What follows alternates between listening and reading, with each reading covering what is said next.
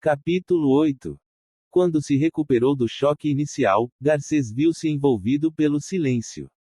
Surpreendeu-se por estar vivo, o que lhe parecera impossível. Mas temeu que os demais estivessem mortos. Imediatamente desembaraçou-se dos cintos de segurança. Olhou para a direita e viu que o copiloto estava apenas desacordado, embora ferido e sangrando muito. Garcês procurou reanimá-lo. Logrou êxito. Aos poucos, Zilli recuperou os sentidos e começou a gemer de dor. O comandante tentou abrir a janela da esquerda. Mas estava emperrada e não se moveu nos caixilhos. Precisava urgentemente avaliar a situação na cabine de passageiros. Ergueu-se da poltrona e olhou para trás, na direção da porta do cockpit. Tomou um susto. A porta fora arrombada e desabara no chão. Sobre ela, havia um cadáver. Garcês optou por não lidar com o morto naquele momento. Decidiu abandonar o avião pelo lado do copiloto. Contornaria a aeronave para ter acesso à cabine de passageiros. Constatou que a janela da direita fora arrancada, provavelmente por um galho de árvore. Havia um rombo muito maior do que a janela. Como não dava para saber a que altura se encontrava do solo, por causa da escuridão exterior, decidiu fazer uso da corda de escape, escape rope. Esgueirou-se pelo buraco e começou a descer pela corda. Logo descobriu que o cockpit encontrava-se ao rés do chão. As árvores haviam cedido com o peso descomunal e com a força do deslocamento da aeronave. Mesmo estando de pé no chão da floresta, Garcês conseguiu alcançar Zilli e o ajeitar mais confortavelmente. Mais tarde, depois de ver as outras pessoas, voltaria ao cockpit para removê-lo. Na cauda da aeronave, o engenheiro Epaminondas Chaves, perplexo, percebera que sua fila de assentos era a única do lado esquerdo que permanecera no lugar. Com o deslocamento das poltronas, as janelas de emergência haviam ficado desguarnecidas.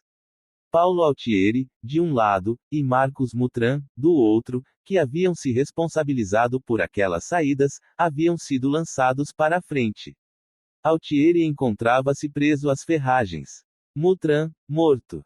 Entre os que estavam lúcidos, e livres dos destroços, a maioria só pensava em abandonar o avião o quanto antes, cumprindo as instruções que as comissárias haviam dado antes da queda.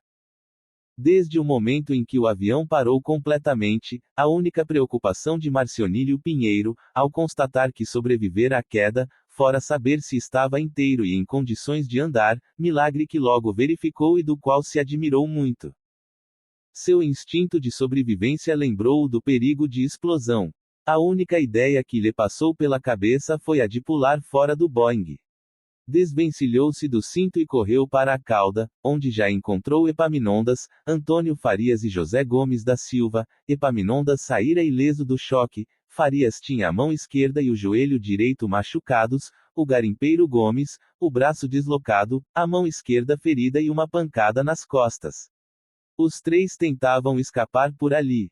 As comissárias Flávia e Jaqueline, ainda atordoadas, e caídas no chão, haviam sido pisoteadas pelos que passavam afobadamente em busca da saída. Protegendo-se com as mãos, elas aos poucos foram se recuperando. Jaqueline passou o dedo pela língua e percebeu que ela quase fora arrancada. Sentia também uma dor lancinante nas costas. Flávia sofrera uma forte contusão no joelho esquerdo. Ajudando-se mutuamente, as duas conseguiram erguer-se. Foram para a porta traseira esquerda, que Epaminondas, Farias, Gomes e Marcionílio tentavam abrir. Ao vê-las, um deles gritou: "Como é que abre? Porra, como é que abre?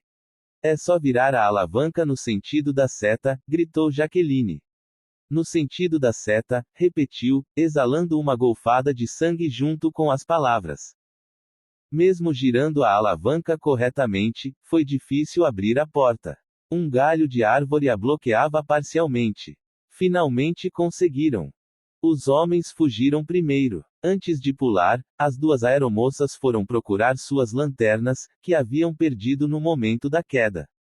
Só depois de encontrá-las, saíram do avião, que temiam fosse explodir. Jaqueline tinha o rosto ensanguentado e todos os dentes da frente quebrados, além do corte na língua. Flávia agravou a contusão do joelho na hora em que pulou no mato. Um cheiro forte de querosene exalava das asas arrancadas, que se encontravam a uns 50 metros do charuto do Boeing, dando a impressão de que uma explosão era iminente. Como estava escuro lá fora, cada um que pulava fazia-o sem enxergar nada, torcendo para que a queda não fosse muito grande. Mas, embora o avião estivesse tombado para o lado direito, e a porta esquerda se encontrasse num plano mais alto, era um pulo de menos de 2 metros. E o chão era fofo. Ao caírem, os sobreviventes se levantavam imediatamente e tratavam de correr para longe, embrenhando-se na mata. Quando se viam a salvo, pulavam, comemoravam e se abraçavam, mesmo os mais feridos. A engenheira Maria de Fátima, com fortes dores no braço direito, e a jovem Meire Poncho, que viajavam em filas traseiras, também haviam conseguido chegar até a cauda. Pularam logo depois das comissárias. Saíram no encalço dos demais. Na outra extremidade do Boeing, Ariadne Suelen nada sofrera na queda. Assim que o avião parou, Regina Saraiva, que tinha apenas algumas escoriações na perna direita, pôde ver que seu bebê continuava dormindo. A célula de sobrevivência que, com o próprio corpo, erigira para a filha funcionara perfeitamente. Um pouco mais à frente, a comissária Luciane Morosini, assim que se recuperou da queda, tentou abrir a porta principal. Sentia fortes dores, sofrera lesões em 4 vértebras e um achatamento do externo.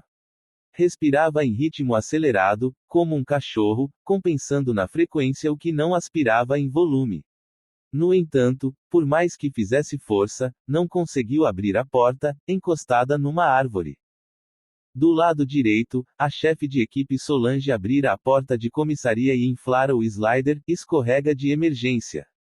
Luciane foi até ela e disse, ofegante: "Eu estou sem forças. Não consigo respirar direito. Minha porta não está abrindo. Por favor, vem me ajudar." Solange, evitando olhar para a entrada do cockpit, onde estava o cadáver do passageiro que fora colhido de pé na hora da queda, foi até a porta principal. Tentou, fez força, mas também não conseguiu abri-la. Luciane lembrou-se do bebê, com o qual se preocupara antes do pouso. Abriu caminho por entre os destroços e as pessoas que se levantavam. Conseguiu alcançar Regina. "Me dá a menina", disse. E pegou Ariadne, sempre dormindo, das mãos da mãe. Saiu com ela no colo pela porta da galeia. Como o Boeing estava adernado para o lado direito, não precisou pular. Apenas descer o equivalente a pouco mais que um degrau. O slider, que, devido à pequena altura, não fazia a menor falta, fora perfurado por um galho de árvore. Era possível vê-lo, murcho, iluminado pelas luzes de emergência do avião, das quais um facho amarelado descia em diagonal. Na floresta, a escuridão era completa. Ao olhar em direção à cauda do Boeing, Luciane percebeu que as asas haviam sido arrancadas. Viu apenas a fuselagem, nua, fálica. Atrás dela, haviam saído Regina, seu irmão Afonso e mais 2 homens. Luciane devolveu o bebê, sempre imperturbável, à mãe. Voltou ao avião para tirar outras pessoas. Mas seu peito e costas doíam muito. Cada vez ficava mais difícil respirar. Parou um pouco, tentando recobrar as forças. Viu então Garcês, que saíra do cockpit e entrara no avião pela porta de comissaria. "Garcês, eu não consigo tirar mais ninguém. Estou sem respiração." "Então deixa", disse o comandante. "Procura um lugar para se deitar." Regina passara Ariadne para Afonso, que sofrera um corte na cabeça, e voltara para o interior do Boeing a fim de socorrer outras pessoas. Assim que entrou, viu um homem, o mecânico Chico Fukuoka, morto, tendo ao peito uma mala aberta e cédulas de dólar espalhadas. Viu também um cadáver de mulher, a contadora Severina Pereira Leite, com o rosto esmagado, espremido entre 2 fileiras de poltronas. Ao acordar do desmaio que sofrera na hora do impacto, Dea percebeu que se encontrava pendurada pela perna esquerda e pelo braço direito, presos entre assentos. O corpo todo doía horrivelmente. Enquanto tentava enxergar ao redor, Dea sentiu uma forte pressão das ferragens sobre sua perna. Em rota de fuga, Raimundo Siqueira passava por cima dos destroços que a prendiam. Dea urrou de dor e conseguiu agarrar Raimundo pela calça. Implorou: por favor, me salva. Me tira daqui, pelo amor de Deus. Raimundo parou, viu onde ela estava e disse: fica calma, eu vou tirar você. Com a ajuda dele, Dea conseguiu desembaraçar-se. Os dois acharam uma fresta em meio ao amontoado de poltronas, meteram-se por ela e conseguiram chegar à galei dianteira. Junto à porta, Solange guiava alguns passageiros para fora do avião. Raimundo e Solange ajudaram Dea a sair. Assim que se viu do lado de fora, a primeira coisa que lhe ocorreu foi verificar se seu rosto estava muito machucado, se havia algum corte que pudesse deixar cicatriz. Constatou, com grande alívio, que havia apenas alguns inchaços e, aparentemente, nenhum ferimento. Auxiliada pela chefe de equipe, Dea estirou-se no chão. Dentro do Boeing, ao acordar, o superintendente do Ibama José Maria Gadelha percebeu que fraturara o frontal e um dos cotovelos. Ao se mexer, viu também que deslocara a coluna. O corpo doía em diversos lugares. Perto dele, sua colega Ruth Tavares, que não conseguia enxergar nada, achava que tinha ficado cega e gritava por socorro. A essa altura, Garcês já retirara Zilli do cockpit. Pusera o copiloto deitado numa espécie de bacia, formada pelo radome arrancado. Depois de acomodar Zilli, o comandante voltou para ver os passageiros presos. Ao ouvir os gritos de Ruth, que quebrara o pé direito, foi até lá, examinou-a rapidamente e assegurou-lhe que não estava cega. Ainda havia muita gente viva no interior do avião. Evandro, estou presa. Há uma pessoa morta na cadeira em cima de mim. Eu estou encostada nela. Quero sair daqui, foram as primeiras palavras de Régia Azevedo, logo depois de recuperar os sentidos, dirigidas ao marido. Ele também se encontrava preso, a alguns metros de distância. Nada podia fazer. Eu estou aqui, avisou. Não consigo mexer as pernas. Mas fique calma. Alguém vai aparecer para tirar a gente. Pedidos de socorro vinham de todos os cantos. Garcês e Solange faziam o possível para atender os que chamavam. Apesar de 3 fraturas no antebraço, o economista Carlos Gomes conseguira escapar da aeronave, assim que se recuperou do impacto. O garimpeiro Newton Coelho não percebeu que fraturara a clavícula, nem sentiu os cortes que sofrera na face e na mão direita. Desmaiara por alguns minutos e, ao acordar, tratou de sair pela porta traseira. Fugiu para a floresta. Dentro do Boeing, Marinês Coimbra via-se coberta de sangue. Achou que estava morrendo, mas não demorou a perceber que o sangue era de outra pessoa. Tateou em busca de Bruna e viu que ela também estava viva. Tentou puxá-la para perto de si. Constatou então que a filha tinha as pernas presas nos pés das poltronas e que o braço da menina parecia quebrado. Marinês estava presa do busto para cima, embora praticamente ilesa. O comandante encontrava-se dentro da aeronave. Marinês teve a impressão de que ele se preparava para sair. Gritou: não sai, não saia, que eu estou viva. Socorro, me tira daqui. Garcês foi até ela e puxou-a pelos braços. Marinês não se mexeu do lugar. Espera, ele disse. Eu vou conseguir ajuda. E saiu em busca da chefe de equipe. Quando acordou de profundo desmaio, o médico João Roberto Matos teve dificuldades para se lembrar do que ocorrera. Ouviu gemidos, vindos de todos os lados. Um líquido morno e viscoso pingava sobre ele. Matos, cujo corpo sofrera um movimento de rotação, para frente e depois para baixo, na hora do choque, encontrava-se de joelhos, preso entre poltronas. Tentou movimentar-se, mas o máximo que conseguiu foi mover a cabeça. Sentia fortes dores na perna esquerda. Toda vez que tentava movê-la, para ficar numa posição mais confortável, ou menos insuportável, um objeto agudo penetrava numa ferida na perna. Depois de algum tempo, Matos percebeu que a garotinha Bruna encontrava-se debaixo dele. Sobre a cabeça do médico, havia o cadáver de um homem, do qual pingava o tal líquido, que logo Matos percebeu tratar-se de sangue. Marinês implorou por socorro. Roberto, a gente precisa de você, ela desesperava-se. O pedido de Marinês foi abafado por gritos histéricos de Liceia Melazo, que perdera a filha Débora na hora da queda. Liceia queria fugir do avião e exigia que a retirassem de onde se encontrava presa. Sem que Liceia soubesse, seu sobrinho Giuseppe, de 3 anos, acabara de morrer. E a mãe de Giuseppe, Kátia, com afundamento do lado esquerdo da cabeça, agonizava. Bruno, de 1 ano, irmão de Giuseppe, que sofrera violenta pancada na cabeça, encontrava-se desacordado. Garcês retornara com Solange. Os dois tentaram puxar Marinês do meio das ferragens, sem sucesso. Tentaram remover outras poltronas, para ver se a soltavam. Nada. Alguma coisa aprendia. Enquanto isso, Liceia, que sofrera um corte na canela, conseguira safar-se sozinha e fugira para os fundos do Boeing, onde encontrou a porta traseira esquerda aberta. Saltou por ela e correu para o mato, certa de que a filha morrera. Ao recuperar-se do desmaio, o engenheiro Altieri não tinha noção de onde se encontrava. Pessoas ao seu redor gritavam sem parar. Viu que estava preso e que o Dr. Serrano Brasil se encontrava debaixo de suas pernas. Altieri sentia fortes dores na coxa esquerda e no peito. Na selva, Marcionílio, um dos primeiros a abandonar o Boeing, tentava se afastar para o mais longe possível, com medo de explosão. Levava um tempão para percorrer alguns metros de floresta, devido à escuridão e aos cipós entrelaçados. Sua cabeça sangrava muito, por causa de um corte no couro cabeludo. Parou, tirou a camisa e passou-a ao redor do ferimento.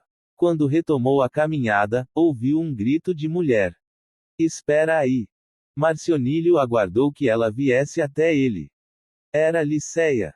Os dois se deram as mãos e prosseguiram na fuga. Sem enxergar nada, tropeçavam, caíam, cortavam-se nos espinhos. Depois de algum tempo de caminhada, encontraram-se com os outros passageiros e com as 2 comissárias, Jaqueline e Flávia, que haviam fugido pela porta traseira. Juntaram-se todos em roda, de mãos dadas, a uns 100 metros do Boeing. Dentro do avião, seguiam-se cenas de desespero. O engavetamento das poltronas ferira seriamente a perna direita de Cleide Paiva e as 2 pernas de sua filha Thaís. Ambas estavam presas numa posição horrível, os corpos debruçados para a frente. Presas também estavam as irmãs Cleonilde e Enilde Melo. Cleonilde sofrera afundamento do crânio e da face, fraturara o braço esquerdo e tinha um profundo ferimento na perna direita. Enilde quebrara 3 costelas, além de sofrer uma lesão no nariz e escoriações as mais variadas. Um dos mortos era o professor Henrique Antunes que, dentre todos os passageiros, fora o que se portara com mais calma antes e durante a queda. Perto dele, num caderno aberto, era possível ver os textos que escrevera enquanto aguardava o desfecho do voo. Próximo à galei dianteira, o advogado Fidelis Rocco Sarno acordou depois de muito tempo. Desembaraçou-se dos escombros e ergueu-se com extrema dificuldade. Sofrera fratura exposta do osso frontal, quebrara o nariz, o maxilar, a perna direita e o joelho esquerdo. Como se não bastasse, tinha um profundo corte na face e outro no tornozelo direito. Mesmo com tantos ferimentos, conseguiu arrastar-se até a porta traseira. Desceu do avião. Caminhou alguns metros na floresta e voltou a desmaiar. Em momento algum Maria Delta Cavalcante perdera a consciência. Ficara apenas atordoada com o baque. Mas, ao tentar mover-se, para sair do avião, verificou que sua perna esquerda se encontrava enganchada em alguma coisa. O garimpeiro Manoel Alencar estava muito machucado. Seu queixo se partira em vários pedaços, tinha um rombo no couro cabeludo, um ferro penetrara em seu rosto, próximo ao olho direito. Outro ferro rasgara-lhe um dos joelhos. O braço direito e as costas, que haviam recebido fortes pancadas, doíam terrivelmente. Pior, o massacrado Manoel encontrava-se totalmente preso às ferragens, como um animal capturado numa armadilha. e, por mais que tentasse, não conseguia se mover um centímetro sequer.